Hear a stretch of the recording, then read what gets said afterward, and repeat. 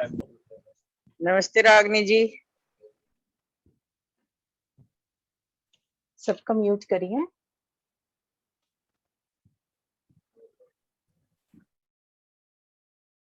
आप अनम्यूट करिए दीदी।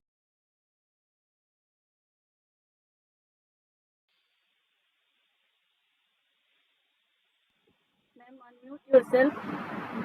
मैम अपने आप को अनम्यूट कीजिए। यस, वेलकम डियर फ्रेंड्स, सबको स्वागत है आज की अद्भुत। नमस्ते ma'am Ragini ma'am.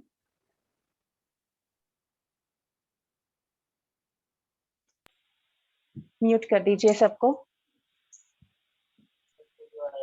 Be more aware friends, जब सेशन शुरू हो रही है तो कोई भी मैसेज नहीं करेंगे। तो फ्रेंड्स, आज की अद्भुत श्रृंखला पत्री जी के प्रबोध का और एक गड्डी में हम जा रहे हैं।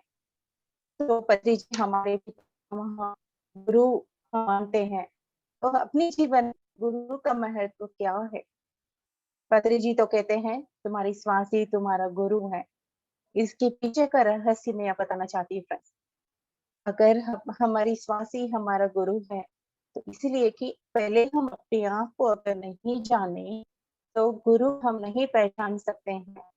जिस पल हमारी श्वास हमारी गुरु बन जाती है, हम खुद को जाने अपने भीतर की गहराई तक जब हम पहुंचेंगे, तब जा करके अपने गुरु की कितनी गहराई से गुरु कनेक्टेड है और गुरु की स्थिति क्या है, हम गुरु की बातों को अपने भीतर उतार कर आगे चलने की स्थिति हम पाती है फ्रेंड्स।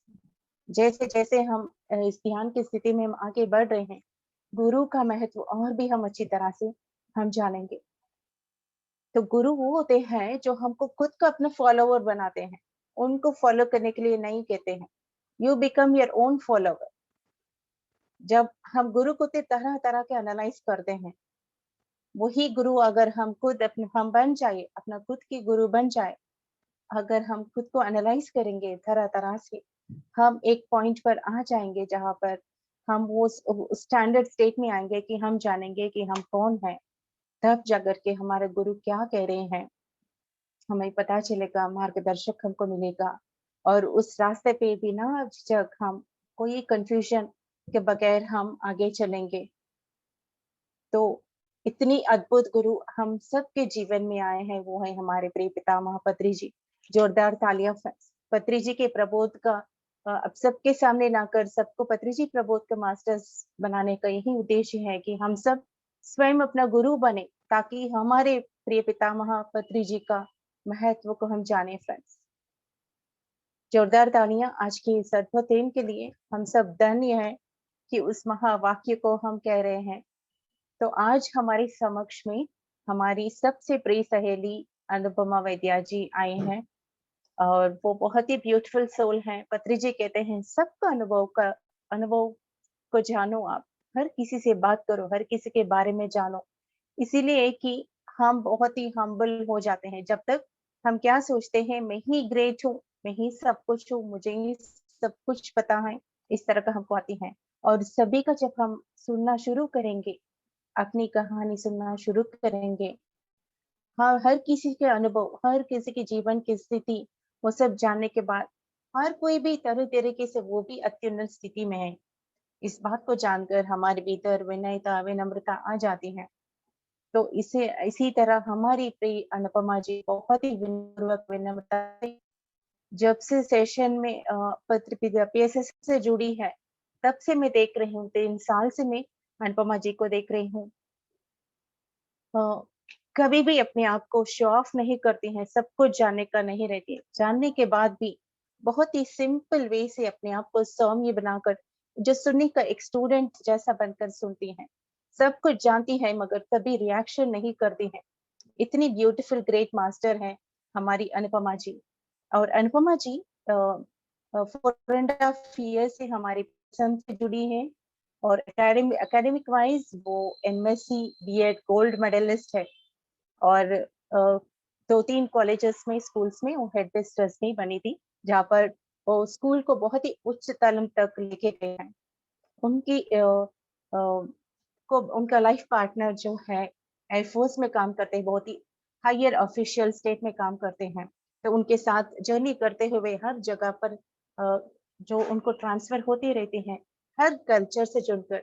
मैं तो जहाँ तक मुझे पता है बंगाली बात करती है, मराठी बात करती हैं और हिंदी बात करती है, इंग्लिश बात करती हैं। तो इतना ब्यूटीफुली हर हर सब्जेक्ट से जुड़कर सब में एक हो जाती हैं। इतने ब्यूटीफुल सिस्टरहुड फ्रेंडशिप को लाती हैं जहाँ भी वो रहती हैं। ब्यूटीफुल अंडरस्टैंडिंग सोल है और आत्मज्ञान की पिपासक है। हर सेशन पर अटेंड कर कर मैं क्या सीख सकती हूँ वो सीखती रहती हैं और वो प्रत्येक रूप से अपना जूम सेशन चलाती हैं और हर मास्टर्स को बुलाकर सबको ज्ञान दे रही हैं। और एक प्रत्येक बात है फ्रेंड्स, जहाँ तक हम जानते हैं एयरफोर्स एंड आर्मी मास्टर्स बाहर लोगों को अलाउ नहीं करते हैं। मैडम उसी सिस्टम को बिलोंग करती हैं, तो धीरे धीरे से उन सबसे फ्रेंडशिप कर कर एयरफोर्स एकेडमी को उन सब को भी, आर्मी को भी और ध्यान सिखाते हुए धीरे धीरे सबको आत्मज्ञान की मार्ग पर ला रही हैं। ये बहुत ही अद्भुत काम है फ्रेंड्स, क्योंकि एयरफोर्स में जो भी काम करते हैं उनको बहुत स्ट्रेस रहती है। They will be disconnected from this normal world and और अपनी ही इसमें वो लोग अपनी जीवन जीते रहते, एक रेगुलर प्रैक्टिकल रूटीन में डूब जाते हैं। उन सबको आत्मज्ञान की परिचय कराकर सबको साथ लेकर और सबसे मिलजुल कर रहकर एक ब्यूटीफुल सोल है, उनके माध्यम से आज स्पिरिचुअल लॉस के बारे में हम जानेंगे। जोरदार तालियों से अनुपमा वैद्या जी को हम स्वागत करेंगे friends, a beautiful soul friend. Over to you Anupama जी।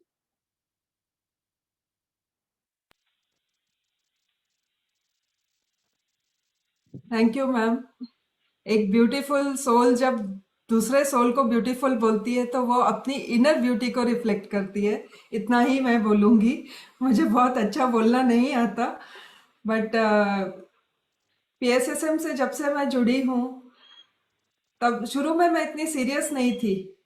ऐसे ही एक किसी ग्रुप में मुझे किसी ने ध्यान जगत ग्रुप में जोड़ दिया था 4.5 साल पहले बड़ौदा में, और मैं मिस्ड कॉल कर रही थी तो वो कटक लग गया हरीश भाई टॉक को। उन्होंने बताया कि जाओ अहमदाबाद में अमनी राउत नाम की एक मास्टर आई है। मुझे कुछ नहीं पता था पीएसएसएम क्या है। वो बोले गलती से कुछ भी नहीं होता। फिर ऐसे मैं अवनी राउत मैम को मिलने का सोची, फिर नेक्स्ट ईयर ही हम मिल पाए। और 3.5 साल 4 साल पहले ही मैं पत्री जी को मिली अवनी राउत दीदी के साथ उधर। तो फर्स्ट टाइम जब मैं मिली पत्री सर को तो उन्होंने मुझे 3 घंटे अपने पास बिठा लिया। मुझे पता भी नहीं था कि ये इतना बांसुरी बजा रहे, इतनी बात कर रहे, ये कौन है। और एक इम्प्रेशन होता है ना किसी भी इस टाइप के स्पिरिचुअल ऑर्गेनाइजेशन के जो हेड होते हैं उनके, तो स्टेज तक भी जाना हमारे लिए पॉसिबल नहीं होता। तो मुझे लगा ये क्या मास्टर है, ये क्या किसी ऑर्गेनाइजेशन स्पिरिचुअल इसके हेड है, ये इतना बात कर रहा है, इतना सिंपल है। तो कहीं से भी ये नहीं लग रहा था। और सबसे अच्छी बात मुझे ये लगी कि उन्होंने कभी नहीं बोला पत्री सर ने कि मेरे को हार पहनाओ, मेरा फोटो रखो, मेरा महिमा मंडन करो, मुझे मेरे को फॉलो करो, मेरे ईगो को मसाज करो। वो तो यहाँ आते ही सिर्फ बोलते हैं पैरों को क्रॉस करो, उंगलियों को उंगली में फंसाओ और उसके बाद आंख बंद करो, सांस पे ध्यान दो, हो गया। और तुरंत आप मास्टर बन गए, आप दूसरे को मास्टर बना सकते हैं। कोई लेवल्स नहीं है, कोई फीस नहीं है, इतना इजी। और इतना बड़ा इंसान मेरे बाजू में एक परम गुरु बैठे हुए हैं और मैं उनको पहचान नहीं पा रही थी। उन्होंने तो मुझे पहचान के खींच लिया अपने पास। और लाइफ में ऐसे कोई कमी नहीं थी, पर सब कुछ अच्छा था, कुछ भी कम नहीं था। पर पीएसएसएम से जुड़ने के बाद जो ग्रोथ होती है, या मेरे को हमेशा लगता था कि why me, why my family, मेरे लाइफ में ये क्यों है, वो क्यों है, आंसर नहीं मिलते थे। तो कहीं ना कहीं एक खोज थी और अंदर से एक कंटेंटमेंट नहीं था, एक संपूर्णता नहीं लगती थी मुझे। कुछ खोज रही हूँ, कुछ और चाहिए है। जहां भी रहती थी वहां मुझे अच्छा नहीं लगता था। तो अल्टीमेटली मैं यहाँ पहुंची, और जब यहाँ जुड़ी हूँ तो उसके बाद से तो यदि बिल्कुल अच्छा सब कुछ होता है उसके बाद भी चमत्कार होते हैं। नेक्स्ट टू इम्पॉसिबल, क्या बोलूँ मैं, इम्पॉसिबल चीजें हो रही है मेरे लाइफ में। और जो शुरू में मुझे बताया जाता था कि आप अपना एनर्जी लेवल बढ़ाओ, यदि आपको अपने सराउंडिंग में, अपने एक्सपीरियंसेस में सिचुएशंस कोई अच्छी नहीं लग रही, लोग नहीं अच्छे लग रहे हैं, तो आप उस फ्रीक्वेंसी पे ऑपरेट कर रहे हो। ये मुझे सब फंडे मालूम थे, लेकिन जब उसको मैंने बहुत सीरियस ध्यान नहीं किया, जेटीटीपी वगैरह ज्वाइन किया और धीरे धीरे ग्रो कर रही थी जूम सेशंस के थ्रू, पिछले साल से ज्यादा सीरियसली मैं जुड़ी। तो जब उसके रिजल्ट आने लगे तो मुझे लगा कि बिना इतना सीरियस हुए भी इतना अच्छा रिजल्ट मिल रहा है, तो सीरियसली जब मैं करूंगी तो कितना अच्छा होगा। तो कई उसमें एडमिन बनी मैं। एडमिन बनने में मुझे कोई रोल ज्यादा खास नहीं था, इतना इजी हो जाता है ना, जूम पे एक बार चेहरा दिख जाता है, आप रातों रात फेमस हो जाते हो, बहुत लोग आपको जानने लग जाते हैं। बट थैंक गॉड पत्री जी को सरेंडर करती रही, ईगो नहीं आया, वो एक अच्छी बात थी। क्योंकि उन लोग के आज जो रागिनी मैम यहाँ पे लेके आई हैं जैसे, तो इसके सामने हम लोग क्या है, ये लोग अपने मेहनत से सीखे हुए जो लोग हैं, इतने सालों से इन्होंने जो बोलते हैं ना लिटरली एड़ियां रगड़ रगड़ के सीखा है, जिन्होंने एक एक को सिखाने के लिए पत्री सर 40 साल से कितना मेहनत किए हैं, और हम लोग को इतना इजी मिलके भी हम नहीं करे तो फिर क्या फायदा है। इतना इजी हो गया है जूम के कारण, जिस मास्टर का जब देखना है, रात को नींद नहीं आ रही है, 24 घंटे में कभी भी आंख बंद करके बैठ जाओ, किसी का भी वीडियो लगा लो। इतने नए नए एकदम इवॉल्व सोल से मेरी पहचान हुई, इतनी ग्रोथ हुई, और इतना कंटेंटमेंट लगता है। आजू बाजू के लोग, वातावरण, एक्सपीरियंसेस, सिचुएशन सब चेंज हो रहे हैं ऑटोमेटिकली। उसका कारण यही बोला जाता है कि आप ध्यान करो, और ध्यान में वो फोकस करते हैं कि आप अपने मन से ध्यान करो। और क्या हो रहा था कि मैं जूम सेशंस भी ले रही थी, रामराजू सर ने ग्रुप बनवाया था और जूम सेशंस लेने बोला मास्टर्स को बुला के, लेकिन होता ये था कि मास्टर आते हैं, उनको इनवाइट करती, उनके बारे में बोलती, वो कुछ एक सब्जेक्ट पे डिस्कस करके बोल के चले जाते। वो तो ऑलरेडी मास्टर थे, वो तो ऑलरेडी बहुत सीनियर मास्टर्स हैं पीएसएसएम के, बट हम सिर्फ सुन के और भूल जाते थे। जब तक आप खुद ऐसे, आपको बुलाया गया है कि आप आओ इस प्लेटफॉर्म पे बोलो, ये बहुत बड़प्पन है रागिनी मैम का कि ऐसा प्लेटफॉर्म दे रही हैं वो, जबकि हम इतने सीनियर नहीं हैं, हम अभी नौसिखिए हैं। तो हमको ये प्लेटफॉर्म मिलेगा तो हमारा कॉन्फिडेंस लेवल बढ़ता है। और मैं दूसरी साइड ये भी देखती हूँ, जैसे आज ये जूम के कारण कितने लोग टेक सेवी हो गए हैं ना, आप कंप्यूटर ऑपरेट करना सीख जाते हो, आप स्लाइड बनाना सीख जाते हो, आप बहुत कुछ इसके साथ म्यूजिक चलाना सीख जाते हो। तो ये भी तो हमारी ग्रोथ है ना, इतने तरह से ग्रोथ हो जाती है, जबकि आपको इस टाइप का कुछ करने के लिए दिया जाता है। और जब तक नहीं मिलेगा तब तक हम ऐसे ही बस अपना काम करते करते वीडियो ऑफ करके अपना सुन लिया, सुन के भूल गए, दूसरे दिन फिर बैठ गए, मन हुआ तो या कुछ और कमिटमेंट नहीं हुआ तो बैठ गए, नहीं तो नहीं बैठे। तो कैजुअल सी लाइफ चलती है, कमिटमेंट नहीं होता है।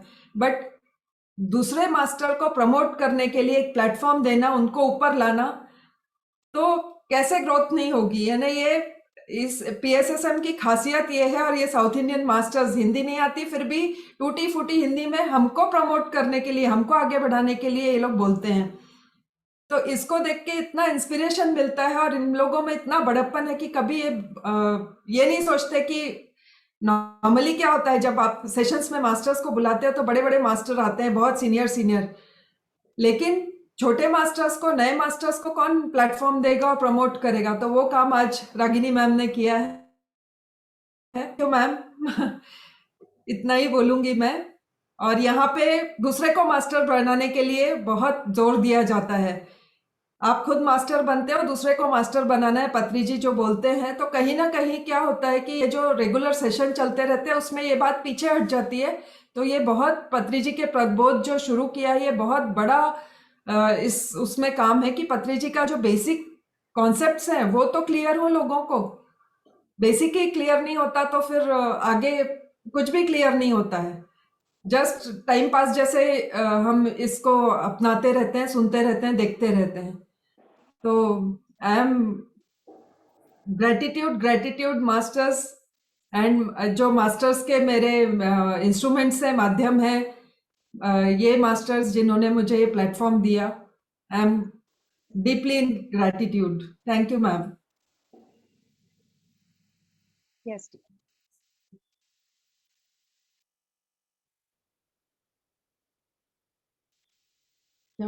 मैम शुरू करूं? हाँ शुरू कर दीजिए ma'am, all yours. Okay ma'am. तो मेडिटेशन तो अभी नहीं कराना है ना मैम? पहले पहले मेडिटेशन करा के फिर अपना सेशन शुरू कीजिए। ओके। 10-15 मिनट्स आप मेडिटेशन कराएं। सभी मास्टर्स अपने चश्मे निकाल दीजिए। पैरों को एंकल लेवल पे क्रॉस कर लीजिए, उंगलियों को उंगलियों में फंसा लीजिए और आंखें बंद कर लीजिए।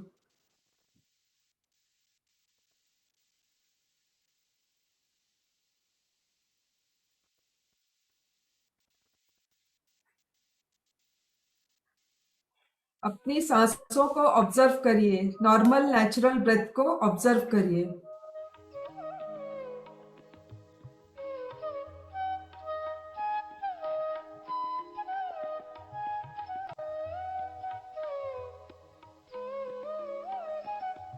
कोई एफर्ट नहीं करना है।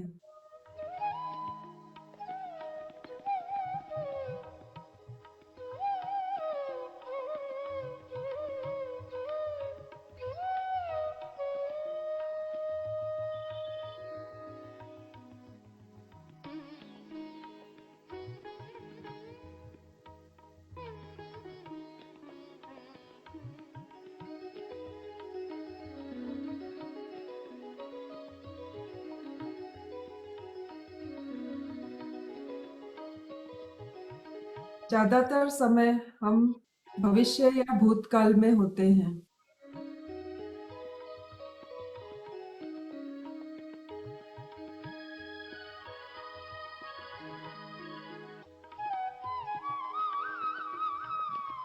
सांसें हमारा वर्तमान होती हैं।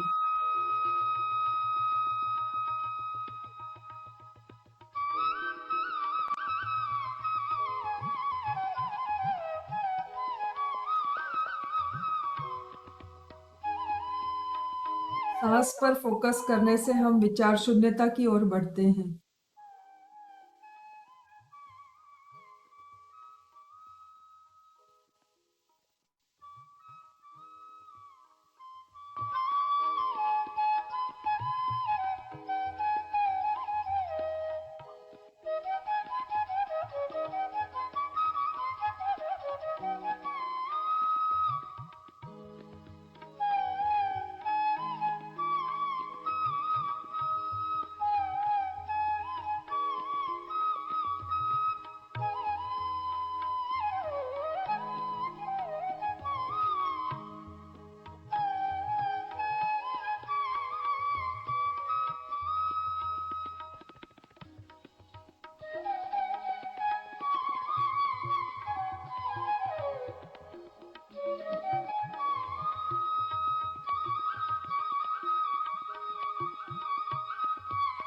सांसें हैं तो हम शिव हैं, सांसें नहीं हैं तो हम शव हैं।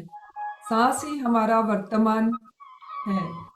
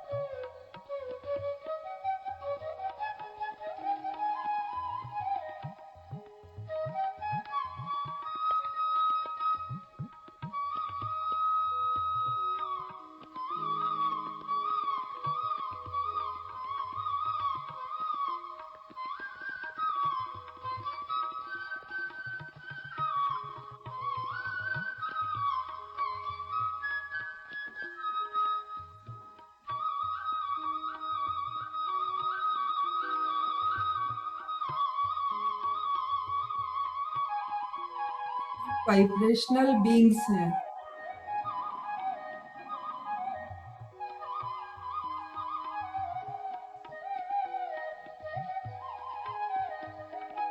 जब भी कोई अनुभव, विचार, परिस्थितियां, लोग, वातावरण हमें अच्छा नहीं लग रहा है, तो हम ध्यान करके अपनी फ्रीक्वेंसी को बढ़ा के और उस अनुभव को, उस परिस्थिति को बदल सकते हैं।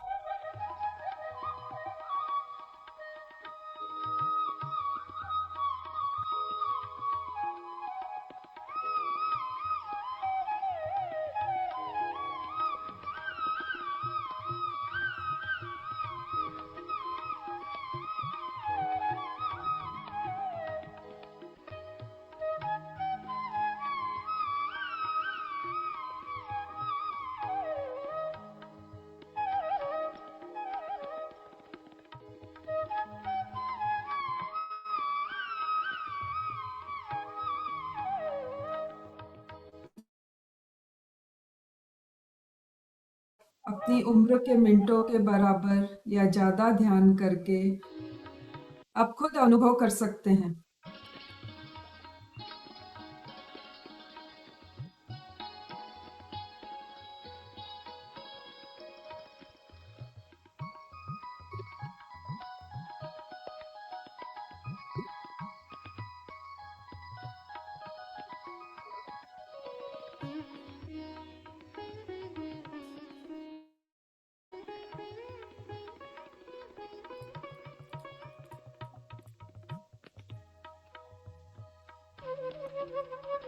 आज हम सब यहाँ पे एक साथ हैं। ये कोई साधारण बात नहीं है।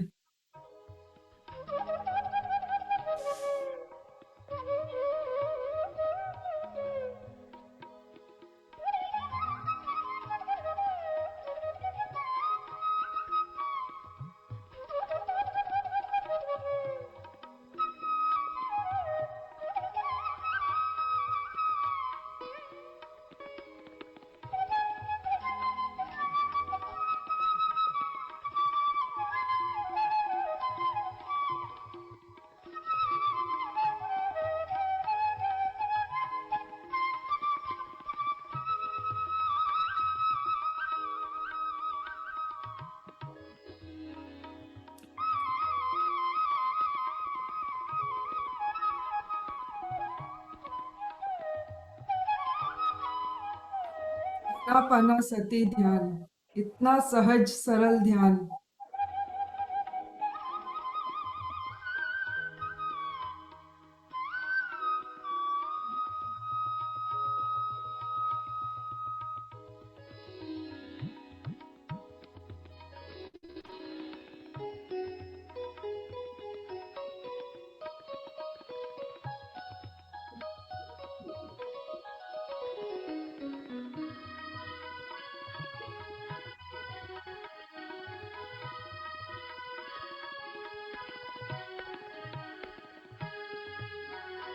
लाइफ में जो प्रॉब्लम्स बड़े लगते थे वो तब इवोल्यूशन लेवल के हिसाब से बड़े थे, पर सचमुच कर्मा कटते तो नहीं दिखते, पर ध्यान में आने के बाद लगता है कि एक साथ सारे कर्मों को निपटा दिया गया है और एकदम स्मूथ रोड दे दी गई है अपनी आध्यात्मिकता की गाड़ी को फर्राटे से चलाने के लिए।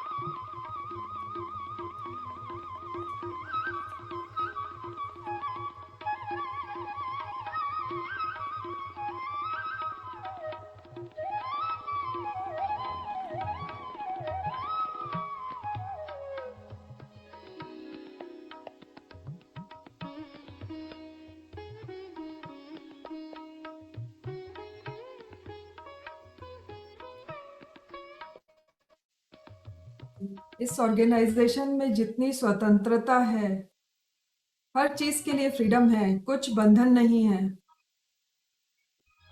ये निराला ही गुरु है, ये ब्रह्मर्षि पितामह पत्री जी, जो बोलते हैं सब गुरुओं से सीखो, सब गुरुओं की किताबें पढ़ो, सबके पास जाओ, सबसे सीखो, बांध के नहीं रखते।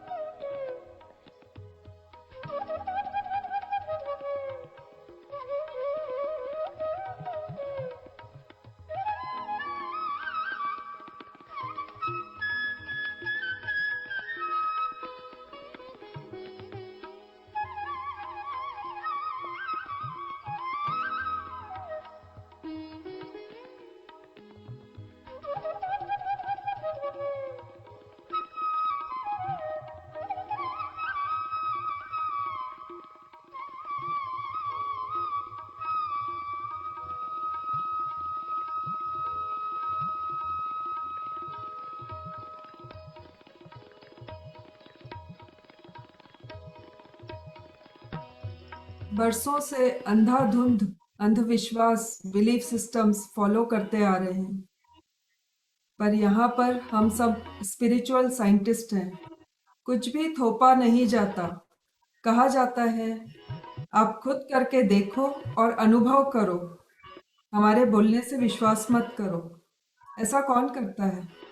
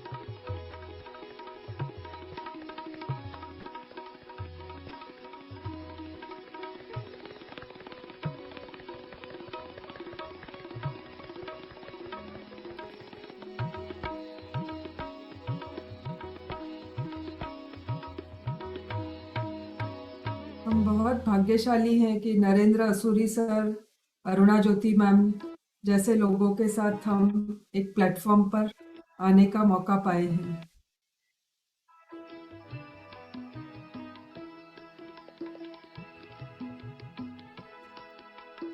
अपनी सांसों के साथ बने रहें मास्टर्स।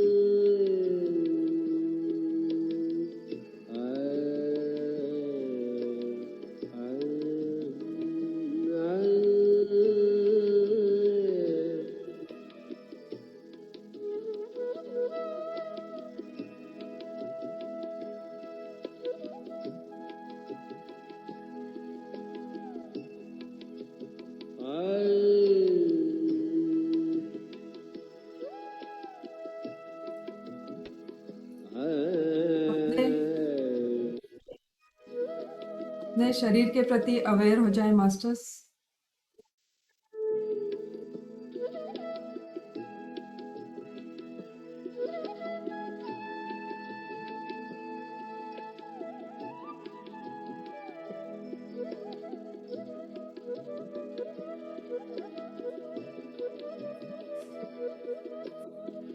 Last 1 minute।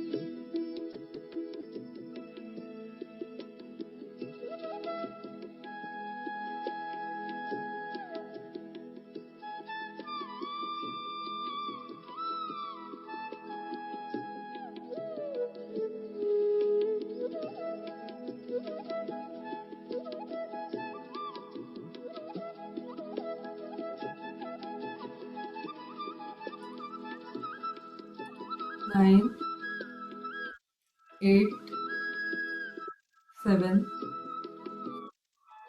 6, 5, 4, 3, 2, 1। धीरे से अपनी हथेलियों को अपनी आंखों पर रख ले masters.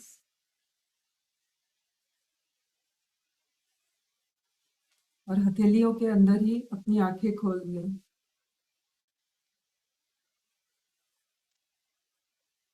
Thank you masters, thank you.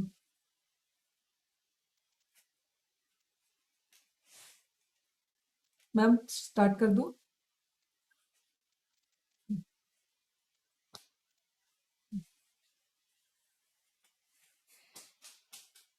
ब्रह्मर्षि पितामह पत्री जी को नमन करते हुए, बाबा महाअवतार बाबा जी को नमन करते हुए, साईं बाबा, सेठ मास्टर्स को, सबको नमन करते हुए मैं ये सेशन स्टार्ट करती हूँ।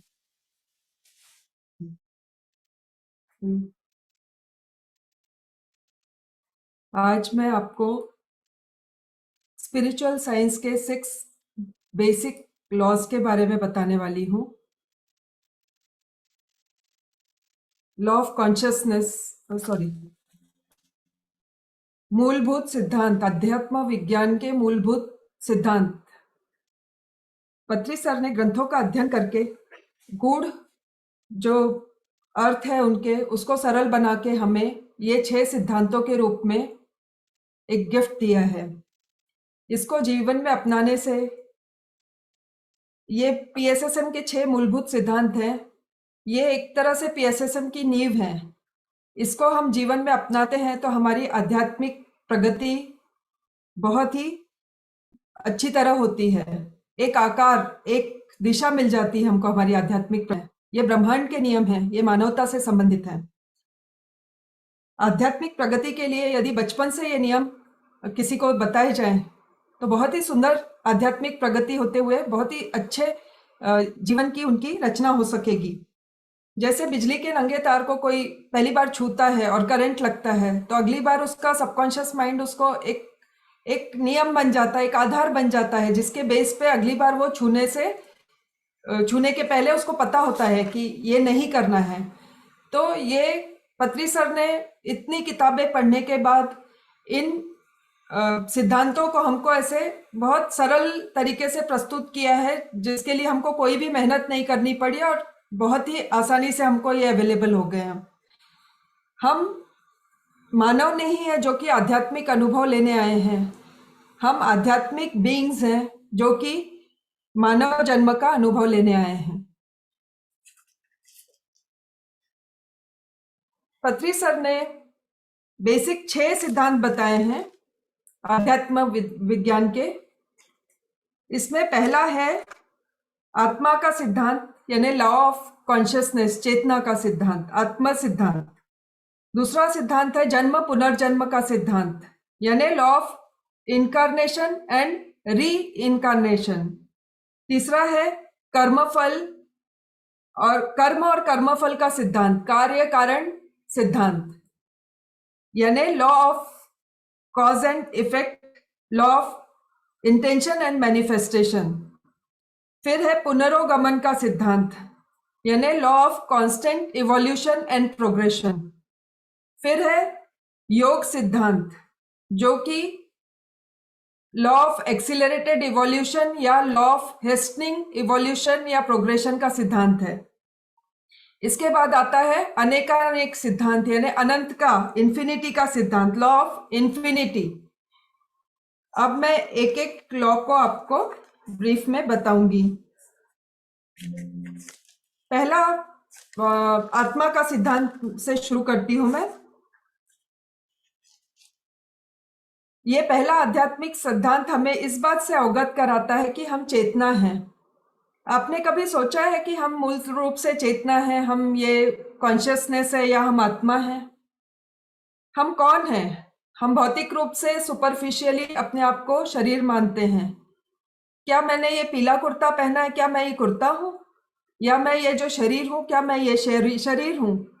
शरीर वस्त्र है, शरीर आवरण है, और मैं आत्मा हूं। मैं पूर्ण हूँ। जब हम चेतना है, हम ये बात समझते हैं तो हमारे जीवन को आगे बढ़ने के लिए एक गति मिल जाती है। हर चीज चेतना है। ब्रह्मांड में हर वस्तु चेतना है। शरीर तो एक साधन है, एक माध्यम है जिससे हम चेतना का अनुभव करके और इस शरीर में जन्म लेके और इस ब्रह्मांड में द्वैत के माध्यम से अनुभव लेने आते हैं, अनुभव ज्ञान लेने आते हैं, सबक सीखने आते हैं। जब हम ये मानते हैं कि हम शरीर हैं तो हमें बहुत कंफ्यूजन होता है, प्रॉब्लम्स होते हैं, ओरिएंटेशन नहीं रहता, क्या करें, ये करें या वो करें, ये अच्छा नहीं लग रहा है पर किए जा रहे हैं, क्या करना है पता नहीं होता। और किसी ने बोल दिया, माँ ने बोल दिया ये सब्जेक्ट ले लो, पापा ने बोल दिया वो ले लो, अच्छा नहीं लग रहा है लेकिन ले लिया क्योंकि खुद को समझ में नहीं आ रहा है कि क्या करना है। तो हम आत्मा है, जब ये समझ में आ जाता है तो ये सब चीजें बहुत इजी हो जाती है। हमको अपने आप अंदर से एक अंतरात्मा की आवाज आने लगती है। हम धरतीवासी नहीं है, हम 2 दिन के मेहमान हैं यहाँ पे। आत्मा सदाबहार है पर ये शरीर सड़ता है, रोगी होता है और विनाशी है, इसका अंत हो जाता है। लेकिन चेतना का दूसरा नाम ब्रह्म है। हम चेतना है। आत्मा अविनाशी है, अनंत है, क्षीण नहीं होती, ये जर्जर नहीं होती। आत्मा अजर अमर है, अविनाशी है। मेरा क्या उद्देश्य है? मैं यानी कौन? मैं यानी आत्मा, मेरा क्या उद्देश्य है? हम उच्च लोक से, आत्मलोक से, मायके से इस ससुराल रूपी पृथ्वी पर शरीर में जन्म लेते हैं अनुभव ज्ञान के लिए। जैसे हमारे माँ बाप हमको स्कूल भेजते हैं ना, स्कूल में सबक सीखने के लिए हमको भेजते हैं, वैसे ही हम उच्च लोकों से आते हैं, आत्मलोकों से आते हैं यहाँ पे। ये हमारा ससुराल है, यहाँ पे हम अनुभव ज्ञान के लिए आते हैं। वहाँ सब कुछ अच्छा है, प्यार मोहब्बत है, सब कुछ अच्छा है, लेकिन अनुभव ज्ञान नहीं होता। यहाँ पे डुअलिटी है, द्वैत भाव है, गोरा है काला है, अंधेरा है उजाला है, और बुरा अच्छा, ये सब डुअलिटी के कारण हम तेजी से सीखते हैं, अनुभव ज्ञान लेते हैं, वेरियस ऑफ कंट्रास्ट का अनुभव लेते हैं हम। हमारा असली घर ऊपर ही होता है और चेतना जो है वो एक प्रकाश होती है। मूल चेतना जो होती है अणु के रूप में, आत्मा के रूप में अलग होकर लेता है।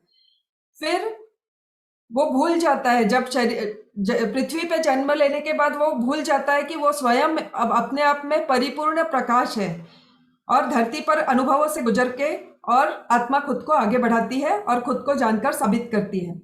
हम पहले खनिज जगत में यानी मिनरल किंगडम में हम जन्म लेते हैं। यहाँ चेतना सोई होती है पर चेतना होती है, जीवन होता है, एकदम स्थिर होता है एक जगह। समूह चेतना होती है, वो अपने आप मूव नहीं करते हैं लेकिन चेतना होती है, उनमें कंपन होता है। फिर हम वनस्पति जगत का अंग बनते हैं, वहां जन्म लेते हैं। पेड़ पौधे स्थिर होते हैं लेकिन उनकी आत्मा तेजी से होती है और इनका भी समूह आत्मा होती है, समूह चेतना होती है। फिर हम पशु योनि में एनिमल किंगडम में जन्म लेते हैं। यहाँ भी सामूहिक चेतना होती है पर पशु घूम फिर सकता है, इस तरह से वो सीखता है। फिर आत्मा मानव जीवन लेती है, उसका बहुत तेजी से विकास होता है अब, और व्यक्तिगत चेतना यहाँ से शुरू हो जाती है। आत्मा व्यक्तिगत चेतना, इंडिविजुअल कॉन्शियसनेस में आ जाती है, यहाँ से ग्रुप कॉन्शियसनेस खत्म हो जाता है। और फिर आत्मा स्वयं को प्रकाश के रूप में पहचान पाती है। यहाँ या तो वो प्रकाश के रूप में खुद को पहचान के और यात्रा पूर्ण करके सबक सीख के वापस जा सकती है, या तो बार बार आती है। या कोई स्लो लर्नर होता है, कोई फास्ट लर्नर होता है। अमूमन हम 400 जन्म लेते हैं, यदि सब कुछ ठीक ठाक चला तो 400 जन्म हम इवॉल्व होने शरीर में हम जन्म लेते हैं, और फिर सुख दुख द्वैत भाव का अनुभव करते हैं। धरती पर ही चेतना की यात्रा की शुरुआत होती है। देवी देवता यहाँ जन्म लेने के लिए तरसते हैं। आत्मा स्वयं प्रकाशित होती है और चेतन सत्ता प्रकाश का ही अणु होता है। अर्जुन रोता है, अर्जुन रो रहा था, मेरे लोगों को मैं कैसे मारूं? कृष्ण ने कहा तुम किसी को मार नहीं सकते, क्या भगवत गीता में तुमने यही सीखा, समझाया मैंने जो? ज्ञान नहीं है तो भगवत गीता समझ में नहीं आएगी। अभिमन्यु की मृत्यु हो गई, कृष्ण ने कहा, हे अर्जुन, तुम मेरा बेटा मर गया क्या कहते हो? क्या तुमने गीता पढ़ी सुनी है? तुझे क्या ज्ञान दिया मैंने? तू क्या समझता वो तेरा बेटा है? क्या उसकी मौत हो गई है? यही समझाया मैंने गीता में। दोनों ही बातें गलत हैं, ना वो तेरा बेटा है ना ही उसकी मौत हुई है। आत्म सिद्धांत ये कहता है कि अर्जुन योगी नहीं था, अर्जुन सिर्फ योद्धा था।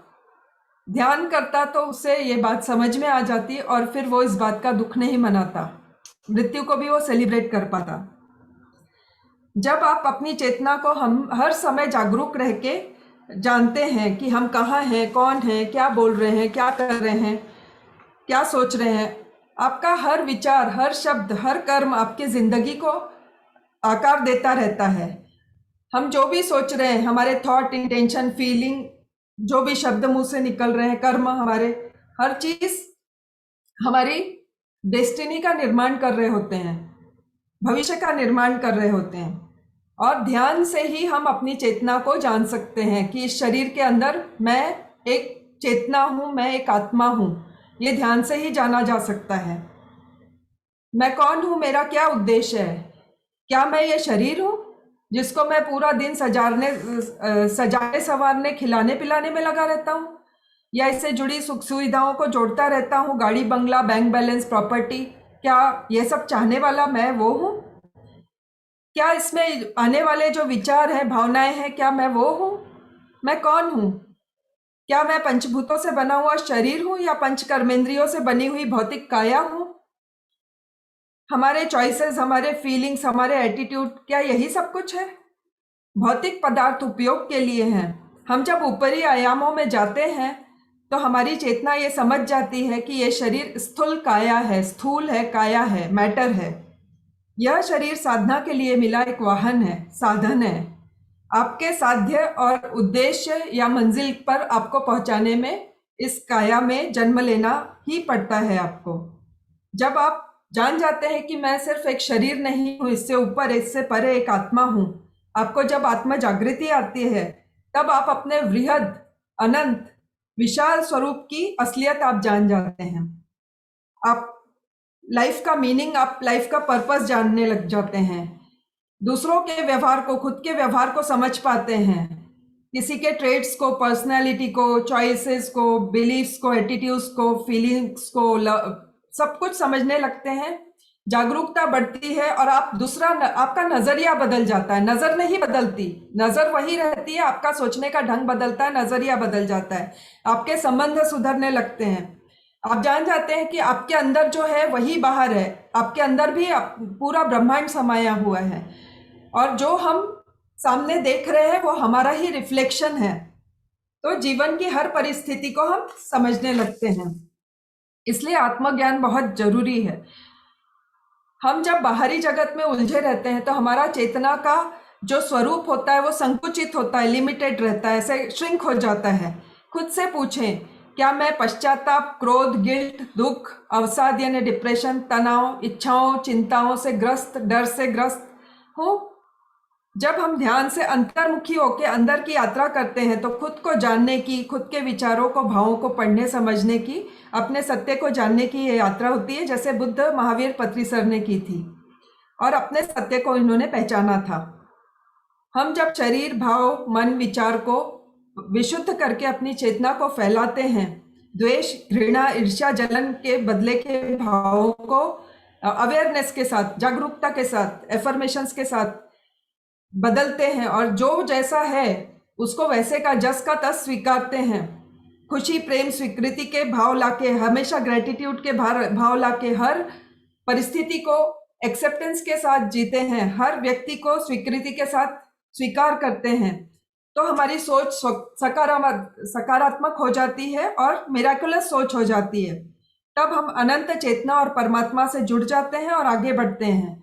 हमारे में वननेस की भावना आती है, हमें पता लग जाता है कि हम सब एक मूल चैतन्य का हिस्सा हैं, कोई भी अलग नहीं है, हम ही भगवान हैं, अहम ब्रह्मास्मि, और सभी कुछ भी अलग नहीं है, सब मेरे ही भीतर है। तब हम इस ब्रह्म तत्व के शाश्वत सत्य को हमारे लिए ये सत्य प्रकट होने लगते हैं और हम जो भी सोच रहे हैं वो सब मैनिफेस्ट होने लगता है, क्योंकि हम अपने प्योरेस्ट बीइंग के फॉर्म में आ जाते हैं। जैसे देह है वो शब्द है, पर आत्मा उसको अर्थ देती है। एक फूल है, खुशबू है, रंग है, तब उसको अर्थ मिलता है, तब वो हमारा आकर्षण का केंद्र बनता है। वीणा है, जब उसके तार में झनकार आती तब उसका कुछ वजूद बनता है। देह है, कंठ है, इसमें से स्वर निकलते हैं और वो संगीत का रूप ले लेते हैं। तो इसी तरह शरीर को आत्मा अर्थ देती है। माँ बच्चे को जन्म देती है, तो क्या वो अधूरी हो जाती है? क्या उसके शरीर का एक हिस्सा काट के बच्चा बनता है? नहीं, वो अपने आप में पूर्ण रहती है। ऐसे ही हम परमात्मा की संतान हैं, पूर्ण हैं, संपूर्ण हैं, हम विशाल हैं, अनलिमिटेड हैं, लाइटेंड हैं, वाइब्रेंट हैं, अबंडेंट हैं, हम वर्दी हैं, हमारे इतना ही लायक है, हम भी उतना ही सफल है, हमारी भी उतनी ही वैल्यू है। और जो भगवान, हम सोचते हैं भगवान ये कर सकता है, मैं नहीं, ऐसा नहीं होता। हम भी उतनी ही क्षमता के मालिक होते हैं, हम भी ब्रह्म स्वरूप दिव्यत्व रूपी आत्मा होते हैं, चेतना होते हैं। जब हम दिव्य चेतना हमारी जागृत हो जाती है और 24 घंटे हम जागरूक रहते हैं, इसी भाव में रहते हैं और देह भान को भूल के हम आत्मा स्थिति में, आत्मा की स्थिति में रहते हैं, तो हम एक पड़ाव पार कर लेते हैं और हमारे लाइफ बहुत सिंपल हो जाती, इजी हो जाती है। हमारे लाइफ में कंटेंटमेंट और शांति हो जाती है। जैसे हम स्कूल जाते हैं, घर आते हैं, माँ पूछती है क्या पढ़ा, क्या पढ़ाया, क्या सीखा, वैसे ही हम इस धरती के स्कूल से जब वापस जाते हैं तो वहाँ मास्टर्स पूछते हैं कि इस जन्म में जो करने गया था वो किया कि नहीं। इंटरव्यू होता है, अच्छी पढ़ाई की, अच्छे से सीखा तो 400 जन्म लेना है, मनमानी की तो 600-700 1000 जन्म ले लेंगे, पर ऑन एन एवरेज हम पता नहीं कितने जन्म ले लेते हैं, 400 तो लेते ही हैं। फिर अलग अलग ग्रुप में हम जन्म लेते हैं, कभी भिखारी का अनुभव लेने, कभी गरीब का, कभी अमीर का, कभी स्त्री का, कभी पुरुष का, और फिर हम अनुभव पूरा नहीं लेते हैं तो हमको फिर बार बार आना पड़ता है। तो यहाँ से शुरू होता है law of incarnation and re incarnation, जन्म परंपरा शुरू हो जाती है, यानी जन्म और पुनर्जन्म का सिद्धांत। पहली बार आते हैं तो हम जन्म लेते हैं और फिर जब उसके बाद दूसरी बार से आना शुरू होते हैं तो वो पुनर्जन्म कहलाता है। तब तक आत्मा बार बार आती रहती है जब तक उसने डिसाइड किए हुए सबक पूरी तरह से सीख नहीं लेती है। अनुभव और इवोल्यूशन के लिए बार बार जन्म लेती है और फिर वो सबक, उस इंफॉर्मेशन जो रहते हैं उसके अंदर एकत्रित हो जाते हैं। हम चेतना हैं और धरती पर फिजिकल बॉडी में जन्म लेते हैं और बार बार आके पुनर्जन्म लेते हैं। आत्मा बार बार अवगमन और जन्म मरण के तत्व चक्र में सीखने के लिए इवॉल्व होने आती है। आत्मा कभी मैली नहीं होती। आत्मा के साथ हमारा सूक्ष्म शरीर जन्म जन्मों तक चलता है। आत्मा के साथ वो भी हर नए शरीर में जन्म लेता है। शरीर और हमारा सूक्ष्म शरीर मलिन होता है, विचारों की मलिनता और परतें चढ़ जाती हैं और हम बार बार जन्म लेते हैं ताकि हमारे ऊपर से जो अज्ञान और अंधकार की परतें हैं वो दूर हो जाएं और अनुभव लेते हैं। जन्म से मृत्यु के बीच में बहुत सारी घटनाएं होती है, बहुत सारी स्टेजेस से आत्मा गुजरती है और विकास होता है। बच्चा जन्म लेता है, बड़ा होता है, युवा, प्रौढ़, वृद्ध होकर उसकी मृत्यु हो जाती है और इसमें उसके जरूरतें और काम सब बदलते रहते हैं। बार बार जन्म में माँ के गर्भ में आना बहुत आसान काम नहीं होता है, बहुत तकलीफ देह होता है। तो पुनरपि जननम पुनरपि मरणम पुनरपि जननी चक्रे शयनम, यानी बार बार आना। हम जब सबक सीखने आते हैं और वो सबक उस लाइफ टाइम में पूरा नहीं करते हैं तो बार बार हमको आना पड़ता है। तो कृष्ण को कहते हैं कि इस दुख दर्द के जन्म मरण के चक्र से आप ही मुझे निकाल सकते हो। तो कृष्ण का कहना है कि मैं तो बार बार नहीं आता, मैं अपने सूक्ष्म शरीर में जो भी मैंने सबक सीखे उसको याद रखता हूँ। तुम तो जन्म लेते ही सबक भूल जाते हो और ये भी भूल जाते हो कि तुमने जन्म किस लिए लिया है, इसलिए तुम्हें बार बार आना पड़ता है। ध्यान से जुड़ने के बाद ही हम उस ज्ञान को वापस पा जाते हैं जो हम भूल जाते हैं, और हम पूर्व जन्म के कर्मों के हिसाब से, और फिर से हम चुनती है आत्मा की हमको फिर से कौन से माँ बाप चाहिए, रूप रंग लिंग कौन सा चाहिए, और पृथ्वी के स्कूल में हम फिर से सीखने पढ़ने आते हैं। हम स्वतंत्र होते हैं चुनने के लिए, फ्री विल होती है हमारे पास। जैसे ही हम कर्म करते हैं हम बंध जाते हैं, हमारे साथ कर्मफल जुड़ने लगता है।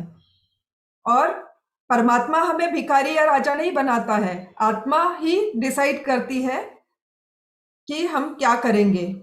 और आत्मा पूर्ण होने के लिए, अज्ञान को दूर करके ज्ञान प्राप्त करने के लिए और सीखने की प्यास, आगे बढ़ने की चाह को लेकर बार बार जन्म लेती है। एक बार मनुष्य योनि में जन्म होने के बाद वापस पशु योनि में नहीं जाते, इस आयाम में, इस डायमेंशन में ही पुनर्जन्म होता है। आपके अच्छे बुरे कर्म आपके सूक्ष्म शरीर के साथ नए शरीर में, नए जन्म में साथ जाते हैं, और उसके अनुसार आपके माता पिता, जन्म स्थान वगैरह तय होता है। अच्छे बुरे कर्मों को आप खत्म नहीं कर सकते कि गंगा में डुबकी लगा ली, ताबीज पहन लिया, खत्म हो गया, ऐसा नहीं। उसके भोग भोगने पड़ेंगे। अच्छा किया है तो अच्छे भोग, और बुरा तो बुरे ही भोग। मृत्यु के बाद नहीं होता है, और धीरे धीरे आत्मा सीखते हुए आगे बढ़ती जाती है, इवॉल्व होती जाती है। उसके बाद ध्यान में पूर्व जन्म की यादें हमको कई बार दिख जाती हैं, और हमें कर्मों का सिद्धांत पता होना जरूरी है। जब आत्मा चेतना जागृत हो जाती है तो आध्यात्म की प्रगति की ओर बढ़ती है और ध्यान में आ जाती है 400-500 जन्मों के बाद।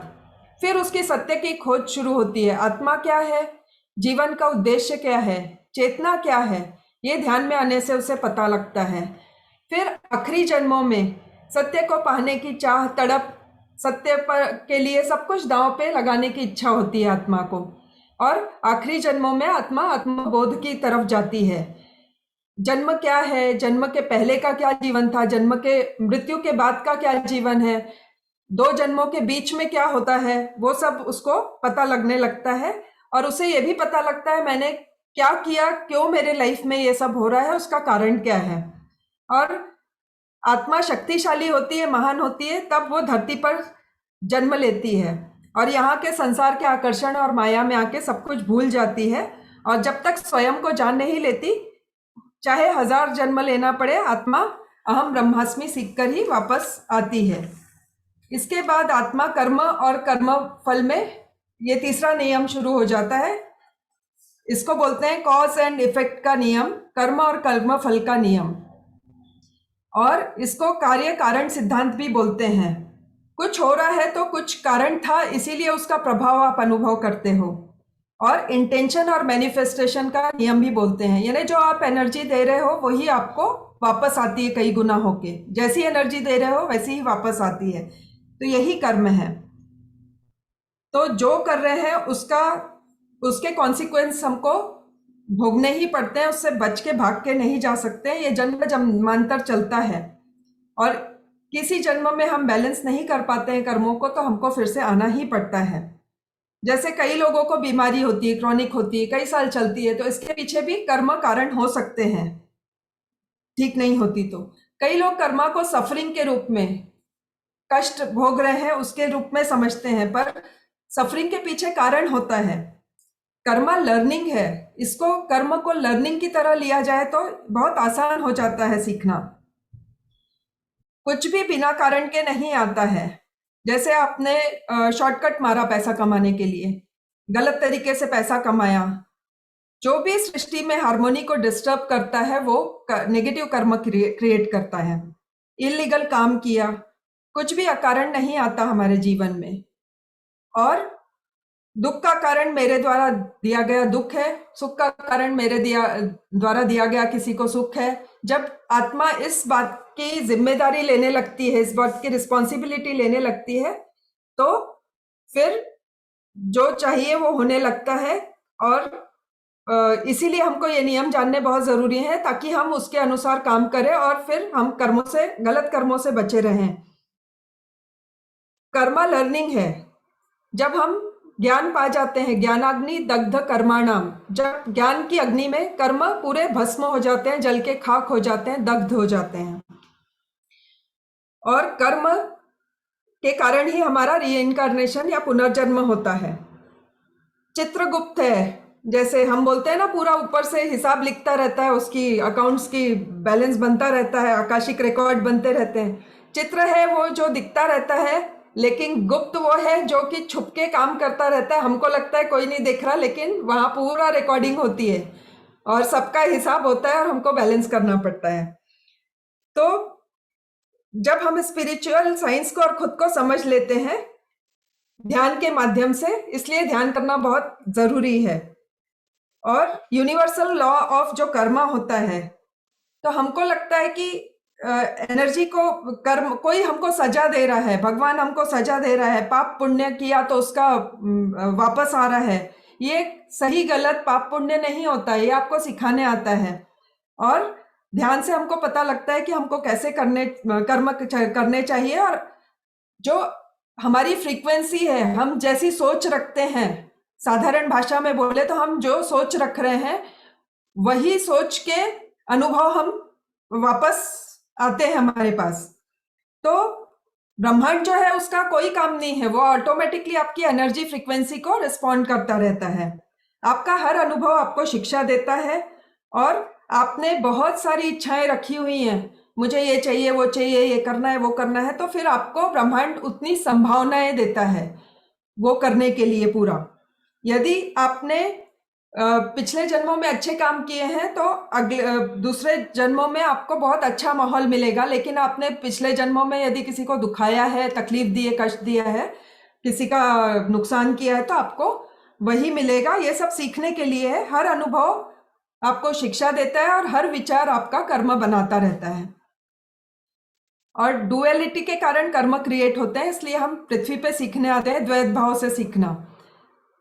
और अच्छे कर्म जो होते हैं हमारे डेबिट कार्ड होते हैं, जिससे बाद में हमें पेमेंट मिलता है, ब्लेसिंग का, अवार्ड का, धन धान्य, स्वास्थ्य और अच्छा रिश्ते। बुरे कर्म जो होते हैं क्रेडिट कार्ड होता है, जो कि तकलीफ, दुख, कष्ट, सफरिंग के रूप में वापस आते हैं। और ये सजा नहीं है, ये सीखने की प्रक्रिया है। हम ज़्यादा संवेदना और करुणा से भर जाते हैं। दुख में आत्मा ज़्यादा सीखती है, ज़्यादा समझती है, दूसरे के दर्द को भी समझ पाती है। और फल की अपेक्षा नहीं रखना सबसे अच्छा होता है। चाहे अच्छे कर्म किए हैं तो भी उसके फल की अपेक्षा नहीं रखना चाहिए। और यदि फल की अपेक्षा रखी है तो अच्छा फल किया है, अच्छा काम किया है, उसका अच्छा फल आ रहा है, तो आपको इच्छा है तो आपको आना ही पड़ेगा ना उसको भोगने के लिए। अच्छे कर्म की इच्छा, तो वो इच्छा नहीं रखना चाहिए। और जब हम सबक सीख लेते हैं और इच्छा को छोड़ देते हैं पीछे, तो द्वैत से अद्वैत की ओर यात्रा करती है और हमारी आत्मा की कर्म बंधन से मुक्ति होने लगती है और हम द्वैत से बाहर आ जाते हैं। अहम ब्रह्मास्मि के बाद हमें पता लगता है तत्वमसि, मैं और तुम एक ही हैं। फिर कर्म सिद्धांत लागू नहीं होता है और दूसरे को कर्मों से निकालने के लिए, दूसरों को सपोर्ट करने के लिए, दूसरों की ग्रोथ के लिए आत्मा जन्म लेती है। कर्म का सबसे बड़ा उदाहरण है कोरोना। छोटा सा अदृश्य कीटाणु है। एनिमल प्लांट किंगडम का भी अस्तित्व है, इसको भी जीने का हक है। ब्रह्मांड प्रकृति का ये भी कोहैबिटेंट्स भी अभिन्न अंग है। मनुष्य को ईगो बहुत रहता है, शक्ति प्रदर्शन करना चाहता है, दूसरे को मारना, नीचा दिखाना, मार के खाना। ये छोटा सा कोरोना दिखाने आया है कि परमात्मा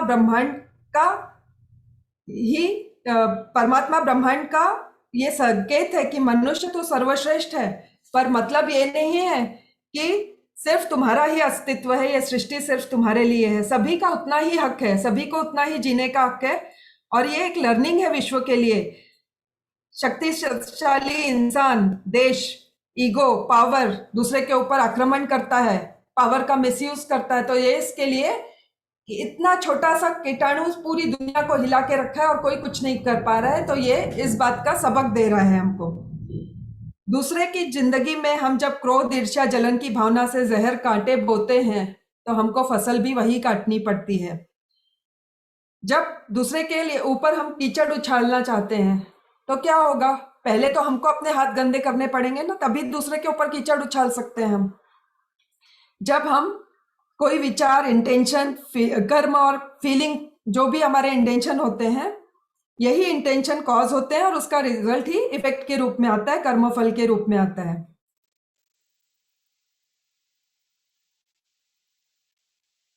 डॉक्टर होता है, हाथ में छुरी लेता है, वो मरीज को ठीक करने का इंटेंशन होता है उसको, वो गलत नहीं होता। सिपाही होता है, बंदूक लेता है, कर्म क्षेत्र के लिए वो काम करता है, जान का बलिदान भी दे देता है, पर वो उसके पीछे उसका कोई लालच नहीं होता है। तो शब्द, इंटेंशन, विचार, फीलिंग, कर्म क्या है? सब एनर्जी है। बाहर हम कितना भी नाटक करें, एनर्जी झूठ नहीं बोलती। आपका जो भी इंटेंशन है अंदर से, वही मैनिफेस्ट होगा। यूनिवर्सल लॉ ऑफ कर्मा, हर कर्म के साथ प्रतिफल यानी रिएक्शन, कॉज का इफेक्ट है, बोते हैं वही खेती काटते हैं, ये होता है। तो विचारों और कर्मों पर हमको बहुत ध्यान रखना है। जब हम आसक्ति के साथ यानी अटैच होके कोई भी काम करते हैं, कर्ता भाव से करते हैं, तो वो कर्म बन जाता है और फल से जुड़ जाते हैं हम। पर अनासक्ति के साथ यानी डिटैच होके, आसक्ति बिना रहे और अकर्ता भाव से जब हम ऊपर उठते हैं, तो फिर लॉ ऑफ कांस्टेंट प्रोग्रेशन में हम आते हैं। और ये हमारा चौथा लॉ है PSSM का, पत्री सर के द्वारा दिया हुआ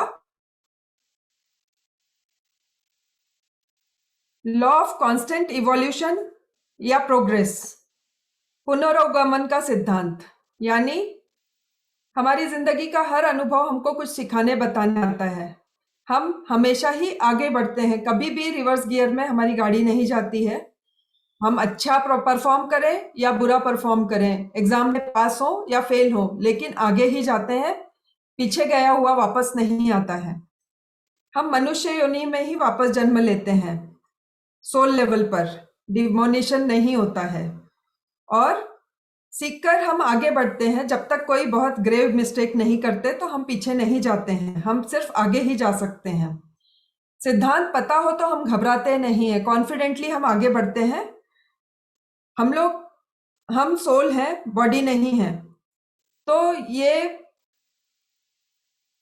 यदि शरीर है तो इसकी मृत्यु है, हम शरीर भाव में रहेंगे तो हम मृत्यु के डर से ग्रसित रहेंगे। लेकिन जब हम आत्मा है तो ये मूवी के सीक्वल की तरह है, आत्मा अमर है, उसका सीक्वल जरूर आएगा। डेथ स्टोरी का अंत नहीं होता है, हम वननेस में आ जाते हैं, आत्मज्ञान ब्रह्म ज्ञान पा लेते हैं और अद्वैत लेवल पे सभी प्राणियों को एक जैसे महसूस करते हैं। तो हमारी ग्रोथ होती है, इवोल्यूशन होता है, प्रोग्रेस होती है। हर पल, हर अनुभव, हर सीख, हर बात मुझे आगे बढ़ाने के लिए है। इवन दुख, बीमारी, मृत्यु, तकलीफ, कष्ट, विपरीत परिस्थितियां हमारा कुछ बिगाड़ने के लिए नहीं आ रही हैं, हम सीखकर आगे बढ़ते हैं। यदि मृत्यु को भी हम पॉजिटिव तरीके से देखें, ये शरीर अब हमारा जर्जर होने लगता है, इसमें रोग आ जाते हैं, इसमें कुछ कुछ क्षय होने लगता है, नया शरीर मिलता है ना डेथ के बाद। तो इसको इस तरह से यदि हम शुरू से देखें तो कितना अलग हमारा स्थिति होगी और हम दुख से बचे रहेंगे। सूक्ष्म शरीर जो होता है उस पे मलिनता, विकार चढ़ जाते हैं। जब मृत्युशैया पे इंसान जाता है तो उसको लगता है कि अरे मैंने तो क्या करने आया था, क्या किया, पूरा टाइम मैंने वेस्ट कर दिया, गंवा दिया, अब मैं क्या करूं। पर तब तक हाथ से बात निकल चुकी होती है, कर्मों के जाल में खुद को उलझा चुका होता है, वो समय पर रहते नहीं सीखता। और इसीलिए हमको हर अनुभव को जागरूकता के साथ सीखना है और उसको लाइफ में इम्प्लीमेंट करना है। खुद को कभी असफल नहीं समझना चाहिए। असफलता में आपको बार बार प्रयास करने मिलता है, आगे बढ़ाती है, मजबूत बनाती है और कुछ नया सिखाती है।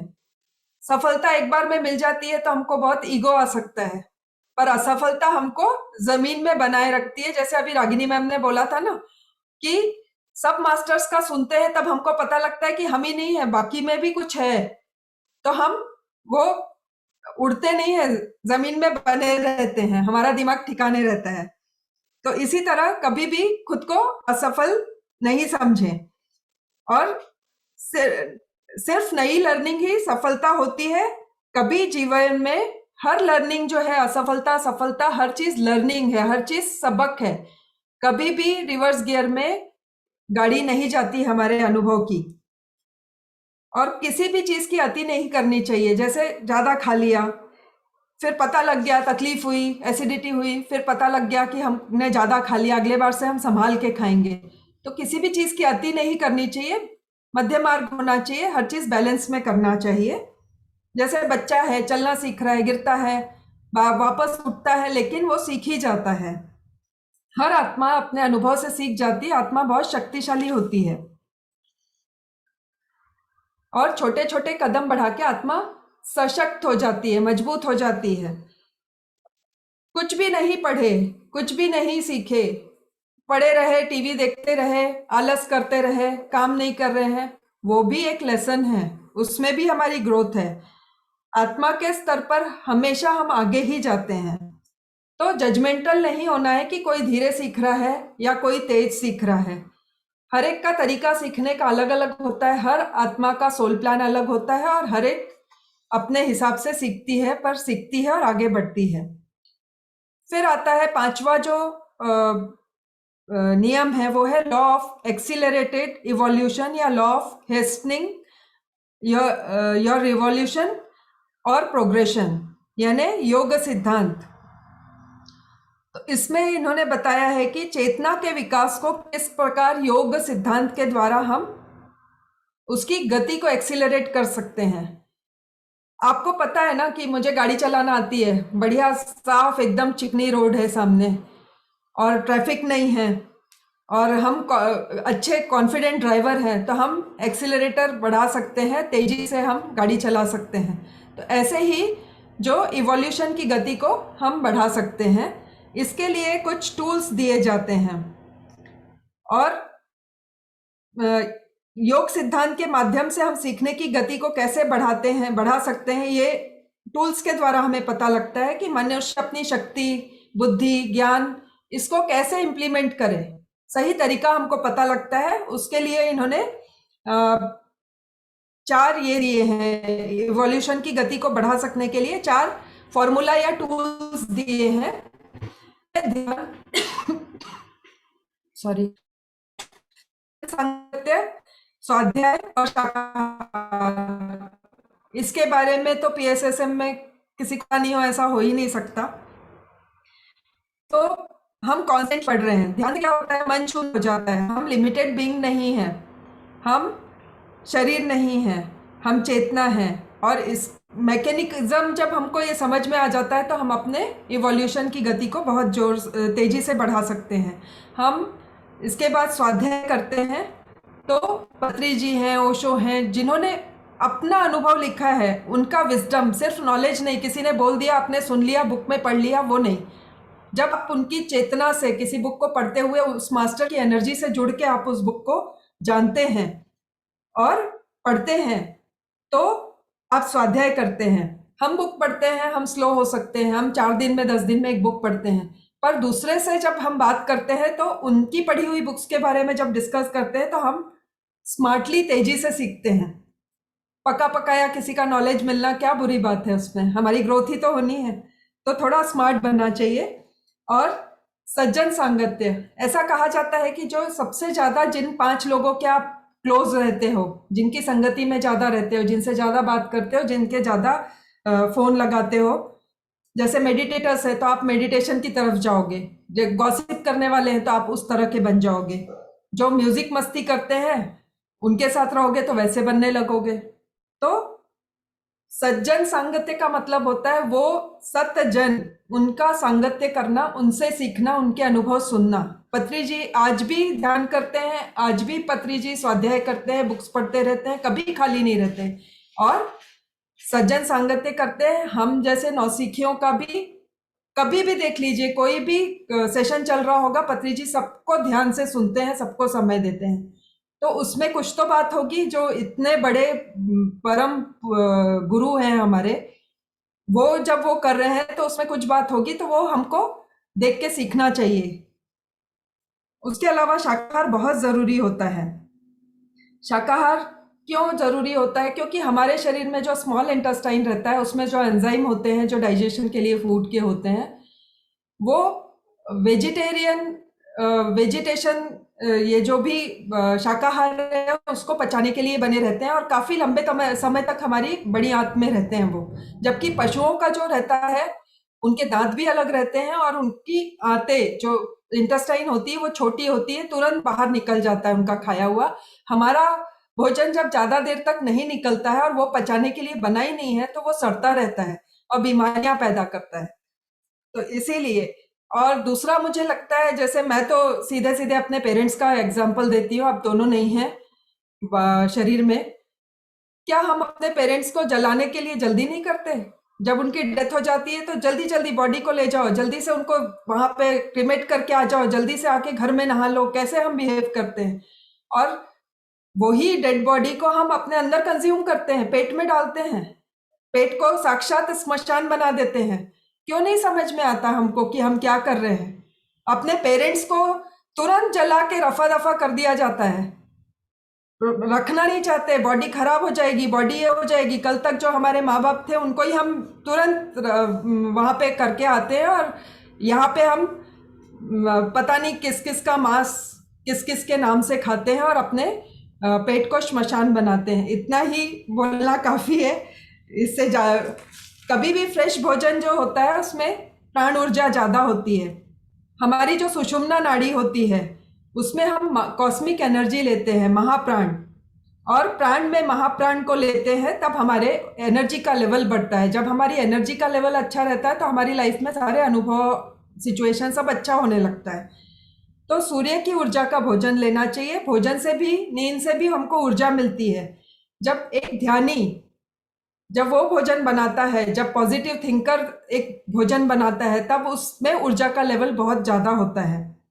और हमारी जब फिजिकल बॉडी, जो हमारा अन्नमय कोश है, तो हम बहुत सोच समझ के खाएंगे तो वो लाइट रहेगी और हमारा तेजी से इवोल्यूशन होगा। इसलिए इसमें ध्यान में और खाने का भी इसमें बहुत इंपॉर्टेंस है। ये भी एक टूल है कि शाकाहारी होना चाहिए।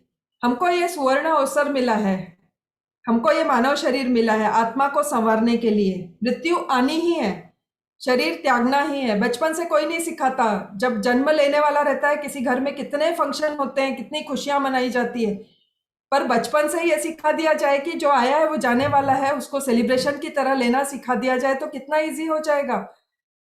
और हम डरे और रोए तो वो नहीं करना चाहिए। मृत्यु का भी उत्सव मनाना चाहिए और हमारी ये नई यात्रा शुरू होगी। हम कुछ नया सीखेंगे, हमको नया शरीर मिलेगा, इसको पॉजिटिव लेके आगे जाना है और हम सब मिलेंगे ना वहां पे वापस।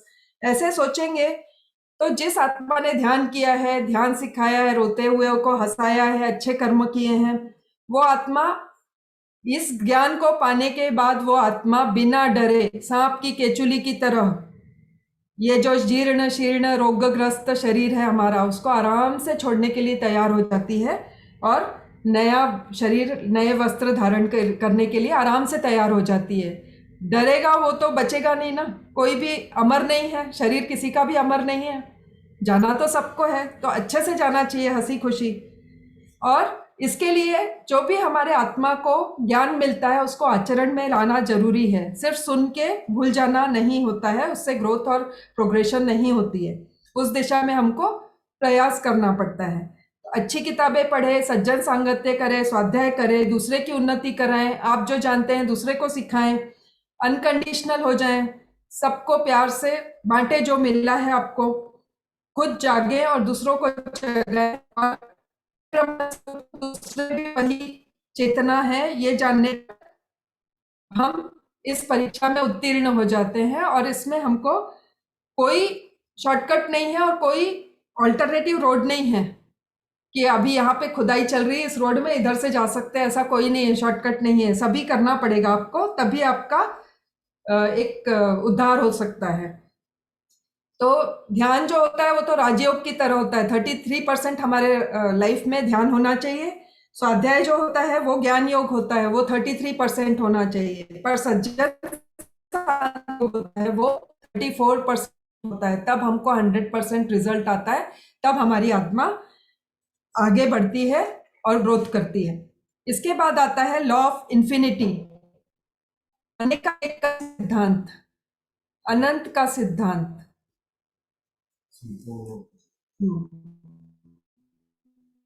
जीवन अनंत है,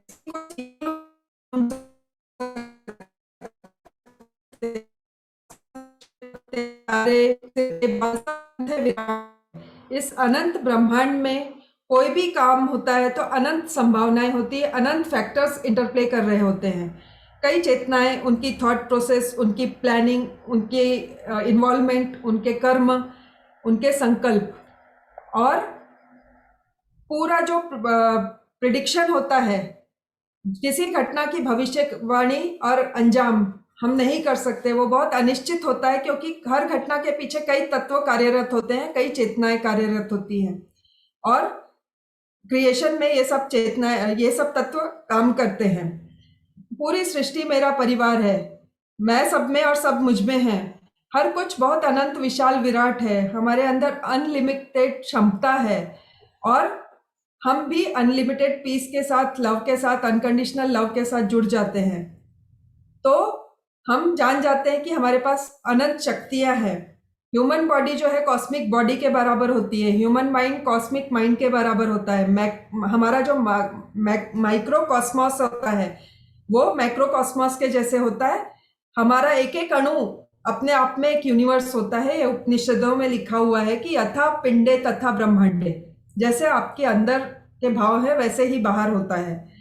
तो ज्योतिष है, भविष्यवाणी करते हैं, पर इसमें दूसरों के कर्म, विचार, हमारे कर्म, इस सृष्टि पृथ्वी के लिए क्या जरूरी है, इस सृष्टि को, पृथ्वी को, ब्रह्मांड को गवर्न करने वाली जो शक्तियां हैं, शंभाला मास्टर, व्हाइट ब्रदरहुड वगैरह, वो क्या चाहते हैं, ये सब गेम ऑफ जो प्रिडिक्शन होता है वो ब्लंडर होता है। और जब हम हर आउटकम को स्वीकार कर लेते हैं जैसे का तैसा, और फ्लेक्सिबल रहते हैं, अपना रोल प्ले करते हैं और डिटैच रहते हैं, आउटकम को स्वीकार लेते हैं, रिजल्ट की चिंता नहीं करते, तो हमारी लाइफ में कभी डिप्रेशन नहीं होता है।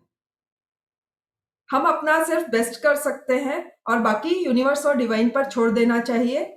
किसी चीज को पकड़ के नहीं रखना चाहिए, रिजिड नहीं होना चाहिए, ये ऐसा ही होना चाहिए, ये ऐसा ही करना चाहिए। जैसे गौतम बुद्ध के पिता थे राजा शुद्धोधन, तो उन्होंने कुंडली में पता लग गया ये तो बड़ा सन्यासी बनेगा, उन्होंने बहुत सारा लिमिटेशंस ला दिए, बहुत सारे कंट्रोल्ड एटमॉस्फेयर क्रिएट कर दिया कि पेड़ से पत्ते गिरे हुए नहीं दिखने चाहिए, बूढ़े बीमार सन्यासी लोग नहीं देखना चाहिए, दुख नहीं दिखना चाहिए। फिर भी एक बार उनको एक बूढ़ा रोगग्रस्त दिख जाता है, उनका सारथी बताता है यही जीवन का सत्य है, और वो सन्यास की तरफ चले जाते हैं। गौतम बुद्ध, एक बार एक शिष्य बोलता है मैंने तो सारा ज्ञान प्राप्त कर लिया आपसे, अब मेरी शिक्षा खत्म हुई। तो गौतम बुद्ध उसको बोलते हैं कि सामने जो पेड़ लगा है उससे कुछ पत्ते तोड़ के लाओ, और वो पत्ते तोड़ के लाता है, उसको बोलते हैं साइड में रखो पत्तों को, अब जो बचे हुए पेड़ में पत्ते हैं उसके बारे में बताओ। तो यही है लॉ ऑफ इन्फिनिटी, कि हमको पता नहीं है, बहुत ज्यादा है, यानी ब्रह्मांड इतना अबंडेंट है, इतना समृद्ध है कि हम सोच भी नहीं सकते, अभी तक वहां पे हम पहुंचे नहीं हैं। हमको अपना सबसे बेस्ट देना चाहिए, किसी भी चीज के लिए तैयार होना चाहिए। हमें ये एटीट्यूड रहेगा तो हमें बीमारियां नहीं होंगी, और एक्सपेक्टेशन नहीं रखना चाहिए। थोड़ा बहुत होता है कुछ अच्छी चीज का एक्सपेक्टेशन, लेकिन बहुत ज्यादा एक्सपेक्टेशन नहीं करना चाहिए। और हमको चेतना की अनंतता के साथ, ऐसे दिमाग के साथ जीना चाहिए कि चेतना अनंत है, लिमिटेड जो है, लोकल जो बोलते हैं, अपने आप को सीमित मानते हुए और काम नहीं करना चाहिए, अपनी असीमितता को जानना चाहिए। हमने हमारा जीवन, ये सिद्धांत जीवन को चलाते हैं और इससे हमारा जीवन बहुत आसान हो जाता है। चेतना के रूप में खुद को जान के, समझ के धीरे धीरे हम आगे बढ़ सकते हैं। पत्री सर ने भगवान शब्द को हटा के को क्रिएटर शब्द कर दिया है, कि हम ही क्रिएटर हैं, हम ही अपनी डेस्टिनी बनाते हैं, हम जो सोचते हैं करते हैं उसी से हमारा भविष्य निर्माण होता है। हम PSSM के ये 6 फंडामेंटल सिद्धांतों को ध्यान में रखेंगे तो विज्ञान और स्पिरिचुअल साइंस कुछ भी हमारे लिए कॉम्प्लिकेटेड, जटिल नहीं है। और खुद से एक्सप्लोर करने में हमको दिक्कत नहीं आती है और हमारी स्वयं की खोज बहुत आसानी से पूरी हो जाती है। बाहरी निर्भरताओं पर डिपेंड नहीं करना चाहिए। स्वतः ध्यान करके, अकेले बैठ के ध्यान करके ही आपकी तेजी से ग्रोथ होती है। यानी जैसे हम करते हैं ना कि कोई बोल रहा है और हम गाइडेड मेडिटेशन कर रहे हैं, खुद से भी मेडिटेशन करना, इतना पेशेंस रखना आना चाहिए कि कहीं भी मौका मिला आंख बंद की और बैठ गए और अपने अंदर डूब गए। और इससे हमारी पूर्णात्मा को हम जान पाते हैं, उससे हम जुड़ पाते हैं और सिक्स सेंस जो हमारा है वो डेवलप होता है और हमारी इनर वॉइस को भरोसा करके हमारे संकल्प से, पॉजिटिव विचारों से, पॉजिटिव संकल्पों से हम अपना भविष्य बना सकते हैं, लॉ ऑफ इन्फिनिटी को ध्यान में रखते हुए। और ये 6 जो सिद्धांत हैं इसके कारण हमारी नींव मजबूत होती है और बहुत ही अच्छी हमारी पीएसएसएम की जो बिल्डिंग है उसमें हम बहुत अच्छी आध्यात्मिक प्रगति कर पाते हैं। With gratitude to all the masters, thank you for giving me this platform. Thank you Patri ji, Asuri sir, Aruna ma'am, Ragini ma'am, सबको बहुत बहुत कोटि कोटि धन्यवाद और नमन। Thank you ma'am.